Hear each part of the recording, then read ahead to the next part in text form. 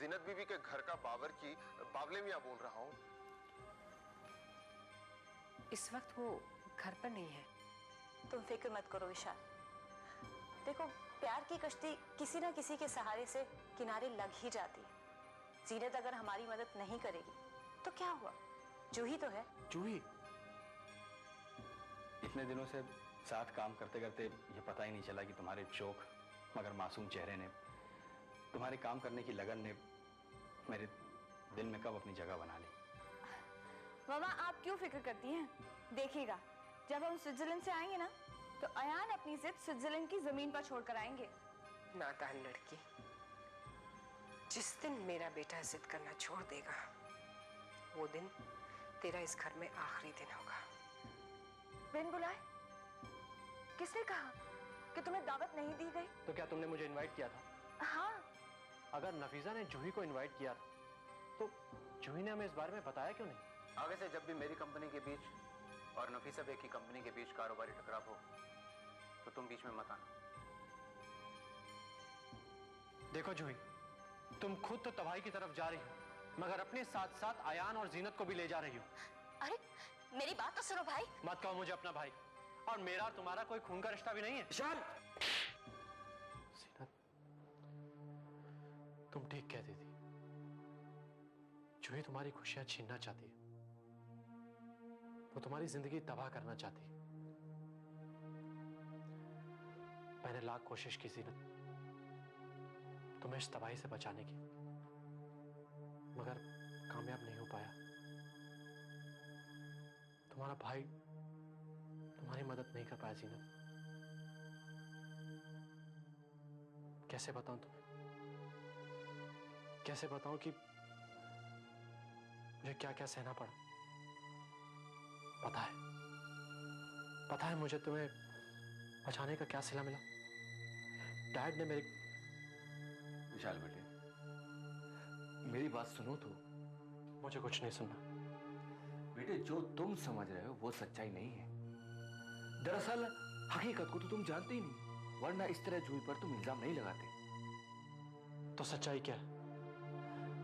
इस पर से पर्दा उठाने का हक मुझे नहीं है। तो किसका है? जूही का है। तो फिर आप क्यों आए यहां पे? उसे आना चाहिए था। आपने मुझ पर हाथ उठाया, आपने तो अपना फर्ज पूरा कर दिया ना, मगर क्या जूही का फर्ज नहीं होता है? क्यों मेरे पास आए, मुझे बताए कि आखिर ये बात क्या है। आपको तो ये बात बताने से उसने मना कर दिया, मगर एक बाप को अपने बेटे पर हाथ उठाने के लिए मजबूर कर दिया। देखिए डैड, मुझे अपनी फिक्र नहीं है, मुझे फिक्र है जीनत की। मैं नहीं चाहता हूं कि जूही की सजा जीनत को भुगतनी पड़े। जूही अपने मकसद को हासिल करने में इतनी खुदगर्ज हो गई है कि अगर उसमें उसकी बहन की खुशियां भी लुट जाए तो भी उसे इस बात की परवाह नहीं। अरे, एक बाप और बेटे के बीच रंजिश पैदा कर रही है। तुम गलत फहमी का शिकार हो गए विशाल। तुम नहीं जानते कि उसका मकसद क्या है। मकसद? कामयाबी, नाम और दुश्मनों को शिकस्त देकर दिली तस्कीन, यही तो उसका मकसद है। और क्या? नहीं बेटे, ये उसका मकसद नहीं है। तो फिर क्या है? अब मैं तुम्हें कैसे समझाऊं बेटे? कुछ बातें समझाने की नहीं होती हैं डैड, समझने की होती है। आप अपने तौर पे समझिए, मैं अपने तौर पे समझूं। मगर एक बात आप समझ लीजिए, जूही का मकसद जो भी हो, अच्छा हो या बुरा हो, वो जीनत के लिए हमेशा बुरा ही होगा।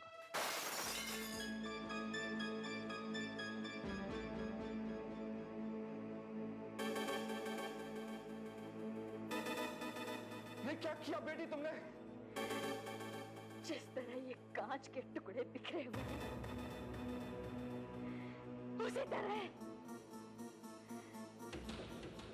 नफीसा बेग की जिंदगी की हर खुशी को बिखेर के रख दूंगी। और मैंने फैसला किया है कि मैं मुंबई जाऊंगी।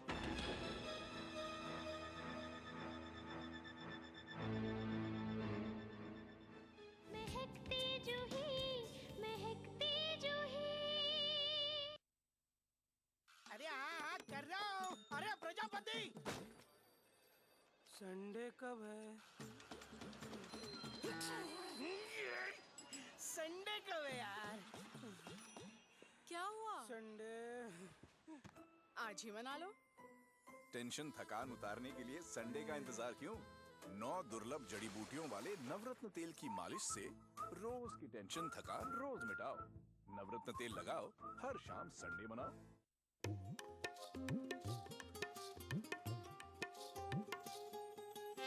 रमजान का मुकद्दस और मुबारक महीना जो हर एक के लिए है खास। इस खास मौके पर ETV उर्दू लेकर आ रहा है खूबसूरत और रूहानी प्रोग्राम रमजान के शबो रोज में आपकी जिंदगी से जुड़े खास पहलू। तो रहिए इस रमजान हमारे साथ और देखते रहिए ETV उर्दू। माह रमजान तेरी अजमत और फजीलत को ETV उर्दू का सलाम।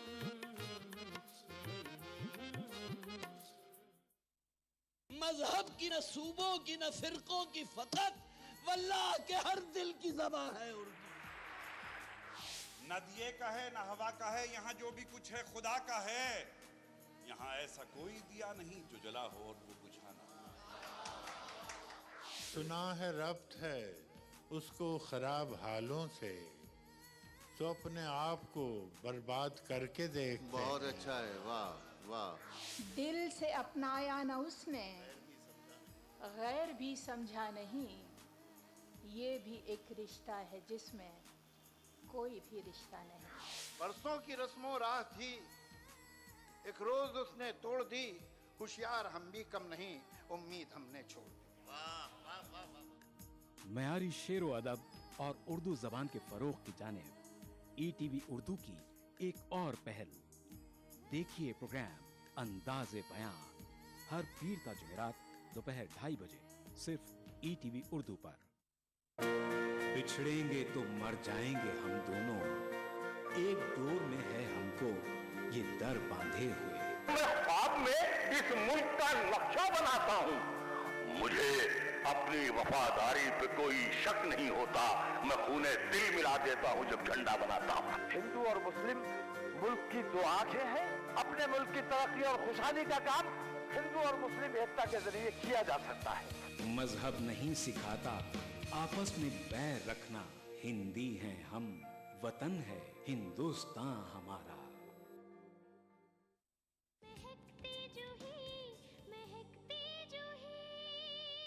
अच्छा अंकल, सिर्फ इतना बता दीजिए कि बाबा ने आपको क्या कसम दी थी। वादा करो बेटी, इसके बाद तुम कोई और सवाल नहीं करोगी मुझसे। वादा करती हूँ। ठीक है, सुनो। ज़हीर ने मुझसे वादा लिया था कि किसी भी हालत में जूही को यह पता नहीं चलना चाहिए कि ज़ीनत मेरी बेटी नहीं है।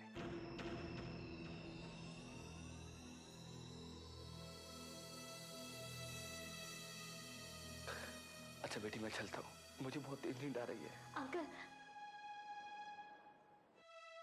अंकल, आप मुझसे भी एक वादा करते जाइए। जिस तरह आपने बाबा की दी हुई कसम को अपने दिल में छुपा कर रखा, उसी तरह आप ज़ीनत को ये कभी नहीं बताएंगे कि वो मेरी बहन नहीं है।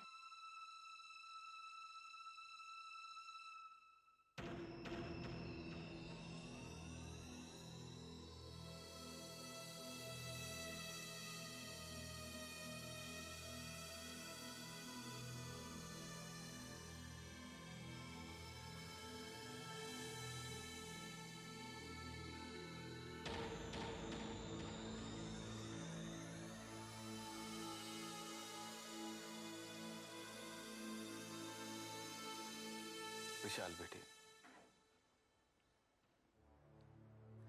अब मैं तुम्हें कैसे समझाऊं, कैसे एहसास दिलाऊं कि तुमने जूही के साथ गलत व्यवहार किया। तुम्हें ऐसा नहीं करना चाहिए था।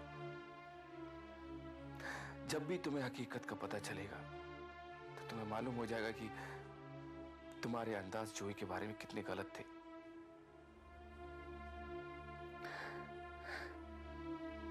बेटे, तुम्हारे बाप ने जिस बच्ची को सबसे ज्यादा मोहब्बत और इज्जत के काबिल समझा है, तुमने आज उसी के साथ बेइज्जती की। और यही बात तुम्हारा बाप बर्दाश्त ना कर सका और उसका हाथ उठ गया।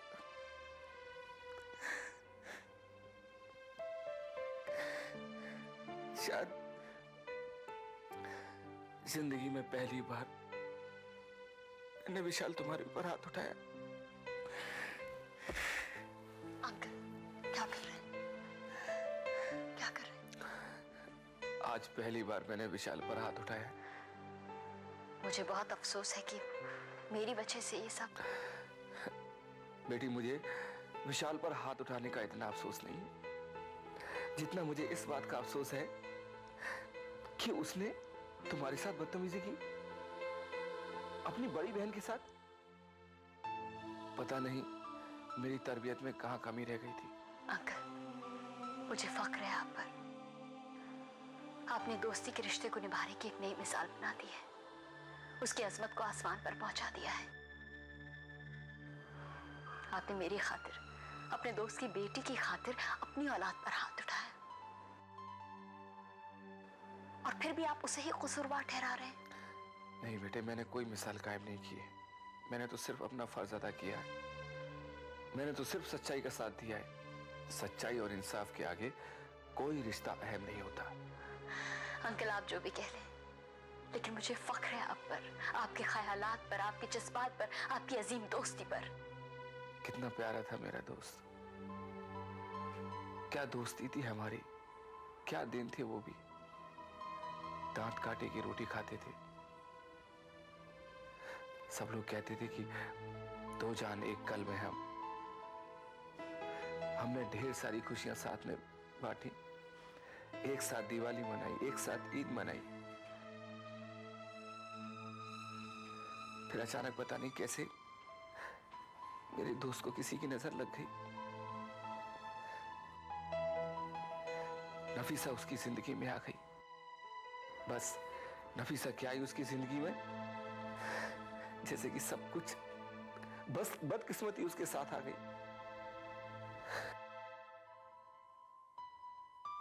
अंकल बेटी, बह जाने दे इन आंसुओं को। दिल की भड़ा से आंखों के रास्ते निकल जाने दो। इन आंखों ने बहुत कुछ देखा है। नफीसा के हाथों तुमने और मेरे दोस्त ने कई अजियतें उठाई हैं। सब देखा है इन आंखों ने। क्या जानता है वो, क्या पता है उसे हकीकत का। क्या हक होता है उसे तुम पर बिना वजह इस तरह के इल्जाम लगाने का? बोलो। Uncle cool down, please cool down. Vishal का कोई कसूर नहीं है, विशाल की कोई गलती नहीं है अंकल। जो कुछ भी उसने कहा वो बदतमीजी नहीं थी, बल्कि मोहब्बत की इंतहा थी। जीनत और विशाल दोनों हम उम्र हैं, इसलिए विशाल जीनत से ज्यादा करीब है और इसी वजह से वो मेरे मुकाबले जीनत को ज्यादा मोहब्बत करता है।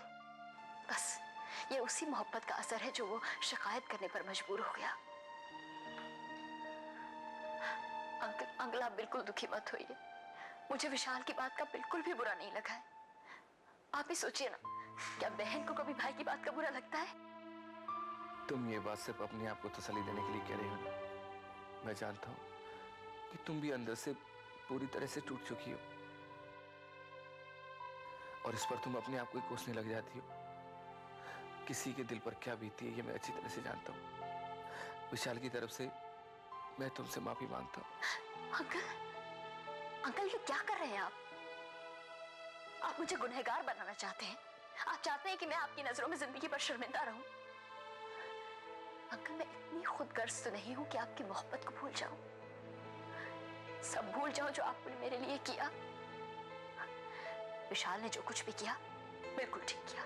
कोई दूसरा भी अगर उसकी जगह पर होता तो उससे हालात में यही करता।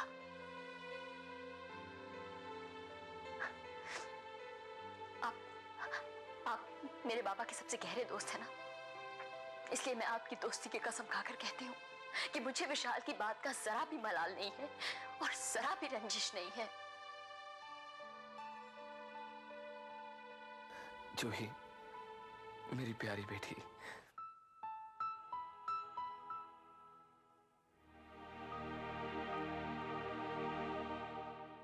महकती जूही, महकती जूही।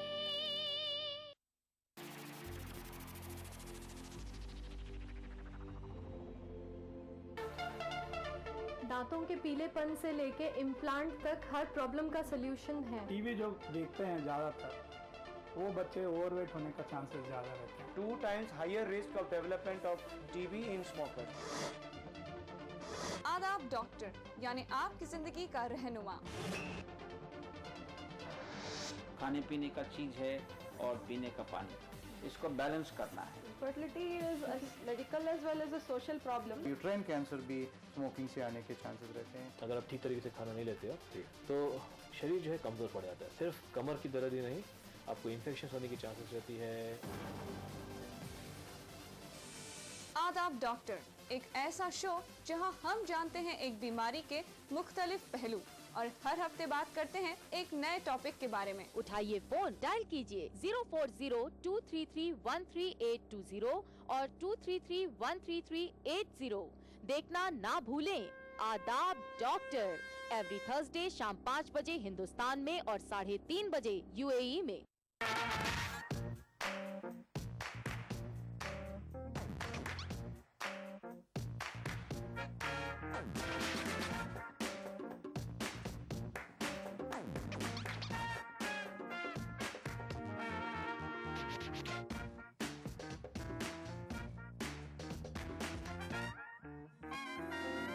चटपटे और लजीज पकवानों का जायका अक्सर रसोई, पीर ता जुमा दोपहर 1:30 बजे सिर्फ ईटीवी उर्दू पर। तमाम रोशनी के बीच जिसने पल के नहीं झपका, जो लगातार चला रेड कारपेट पर बिना विश्वास डगमगाए, जिसकी शोहरत ने छुआ बुलंदियों को पूरे हफ्ते। मैं पराग छापे कर उस तार को लाऊंगा आप तक। दिल से इतवार सुबह 11 बजे और पीर सुबह 11:30 बजे। महकती जूही, महकती जूही। सर्वर, हमारा बिजनेस तो अच्छा चल निकला है, मगर यार मेरी ये मंजिल नहीं है। माना कि हमारा बिजनेस बहुत छोटा है और हमने बहुत छोटी पूंजी के साथ इसको शुरू किया है, लेकिन मैं इस बिजनेस में भी कुछ कर दिखाना चाहता हूं। जैसे? मैं चाहता हूं कि हम किसी एक्सपर्ट की मदद से एक ऐसे बर्गलर अलार्म का डिवाइस बनाएं जिसके बारे में ना तो किसी ने सुना हो और ना सोचा हो, और किसी भी चोर के लिए उसको फेल करना नामुमकिन हो। आइडिया तो बहुत अच्छा है। सर्वर, फिलहाल तो ये एक महज एक सोच है। देखो यार, सोच हो तभी तो उसको असली जामा पहनाया जाता है। लेकिन इसके लिए हमें पहले मार्केट में अवेलेबल सारे अलार्म्स को स्टडी करना होगा। मैं स्विट्जरलैंड जा रहा हूँ, वहाँ से कुछ बुक्स लेके आऊँगा। पहले हम उन बुक्स को स्टडी करेंगे, उसके बाद एक नए अलार्म को याद करने की कोशिश। अरे क्या इजाद करने की कोशिश की जा रही है? एक्चुअली हम एक ऐसी मशीन इजाद करने की कोशिश कर रहे हैं जिसकी मदद से जिनके दिलों से मोहब्बत चली जाती है उनको वापस बुला सके। क्या मतलब? मिसाल देकर समझाते हैं, पहले आप बैठिए तो सही। हाँ बताइए। जैसे कि तुम, जब से तुम हमारे घर से छोटी फूफी के घर गई हो तब से तुम तो हमें भूल ही गई हो। ऐसा लगता है जैसे तुम्हारे दिल से हमारी मोहब्बत, हमारी याद बिल्कुल चली गई। तो इस मशीन के जरिए हम तुम्हारे दिल में वही पुराना बहन वाला प्यार फिर से भर देंगे। सर्वर, तुम्हारी शिकायत बिल्कुल बजा है और तुम्हारे शिकायत करने का अंदाज भी बड़ा निराला। वाकई अयान की अम्मी ने इतनी खुशियां निछावर कर दी हैं कि मैं सबसे बेगानी हो गई हूँ। But I am really very sorry. आगे से शिकायत का मौका नहीं दूंगी। अच्छा, अब शिकायत का मौका कहाँ मिलेगा? तुम दोनों तो स्विट्जरलैंड जा रहे हो। अरे भाई, स्विट्जरलैंड जा रहे हैं तो क्या हुआ? क्या वहां से वापस नहीं आएंगे? और क्या वहां पे फोन नहीं होते हैं? हाँ भाई, आपको बीच में बोलने के लिए किसने कहा? देख नहीं रहे दोनों भाई बहन के बीच में बातें हो रही हैं। Oh sorry. अब नहीं बोलूंगा। हाँ, अब आप बीच में बोल सकते हैं क्योंकि हमारी बातें खत्म हो चुकी। तो हमें आपस में बात करने की इजाजत है? इजाजत है। और सुनाओ जीनत, विशाल से मुलाकात हुई? क्या बात हुई भाई?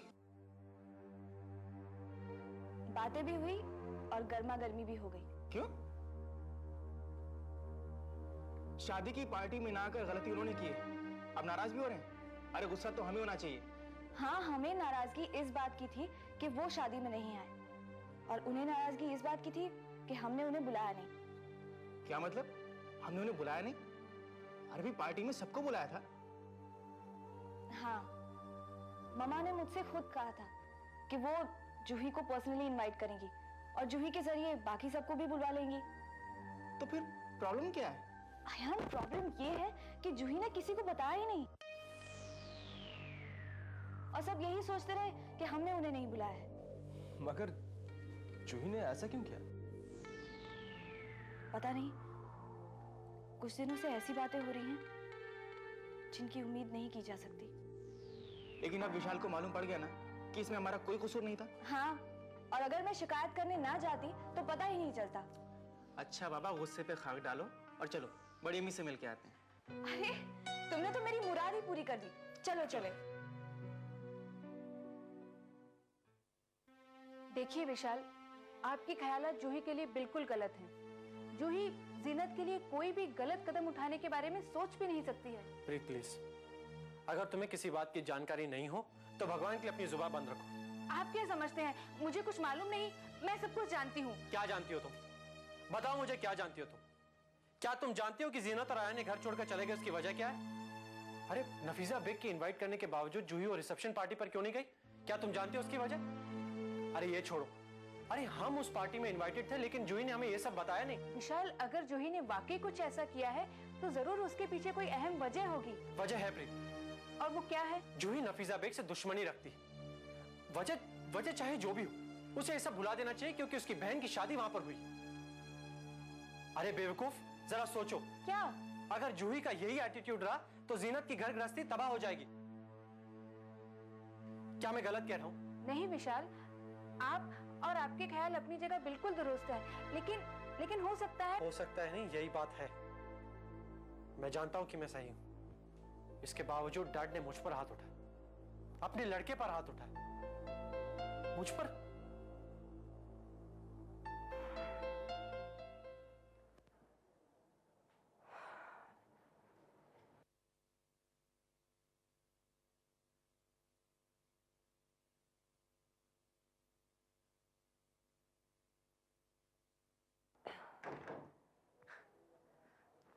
अरे उठ गई तुम नफीसा?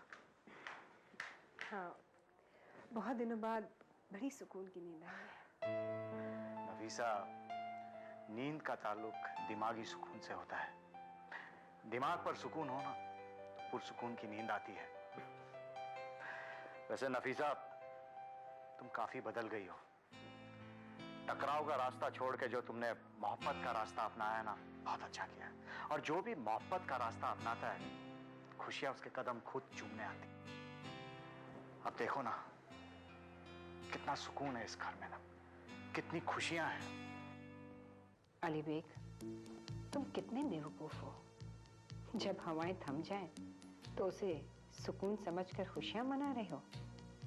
ये सुकून तो वो सुकून है जो किसी बड़े तूफान के आने से पहले होता है, और फिर जब वो तूफान आता है तो चारों तरफ बर्बादी ही बर्बादी करके जाता है। नफीसा, नफीसा कहाँ खो गई तुम? नहीं, मैं तो सोच रही थी कि आपने कितना सही कहा है। कितनी खुशी और कितना सुकून है आजकल इस घर में, और अयान भी वहाँ स्विट्जरलैंड में कितना खुश होगा। सच कह रही हो तुम। दोनों कितने खुश थे जाने के वक्त।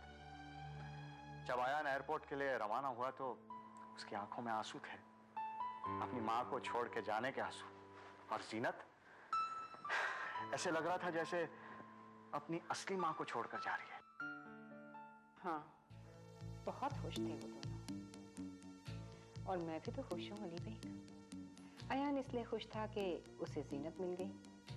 जीनत इसलिए खुश थी क्योंकि वो जानती नहीं उसकी खुशियां सिर्फ चंद दिनों की मेहमान है। और मैं इसलिए खुश हूं कि मेरी चाल कामयाब हो गई। नफीसा, नफीसा, ये बार बार कहाँ खो जाती हो तुम? कहीं नहीं, वो हाँ, मैं खुशी के इस हर लम्हे को पूरी तरह से महसूस करना चाहती हूँ। पता नहीं कब कौन हमारी खुशियाँ हमसे छीन कर ले जाए। नफीसा, उसकी फिक्र तुम मत करो, ऐसा कुछ नहीं होगा। ऐसे नफीसा, एक बात कहूँ तुमसे? जी पूछिए। क्यों ना कुछ दिनों के लिए हम भी हिल स्टेशन पर चले जाएं? तुम्हें काम से छुटकारा भी मिल जाएगा और तफरी भी हो जाएगी। कैसी बातें कर रहे हैं आप? अगर मुझे काम से छुटकारा चाहिए होता तो क्या मैं बिजनेस को इतना फैलाती? नफीसा, पर इंसान के दिमागी सुकून को भी। बेग साहब, इतने साल हम साथ रहे, लेकिन फिर भी आपने मुझे जरा नहीं पहचाना। मेरे लिए मेरा काम ही सुकून है और मेरे दुश्मनों पे फतेह करना।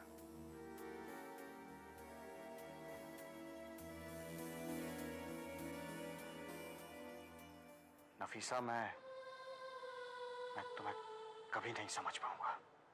बहुत मुश्किल है, बहुत मुश्किल।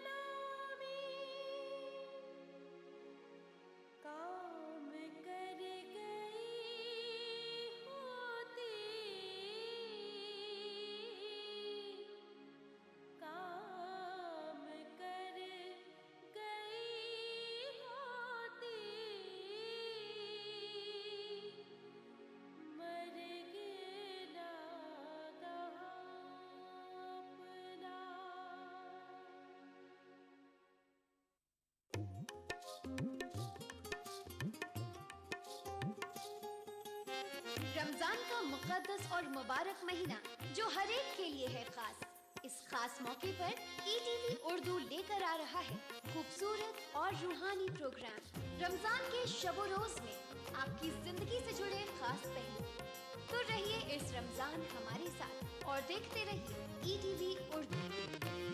माह रमजान, तेरी अजमत और फजीलत को ETV उर्दू का सलाम।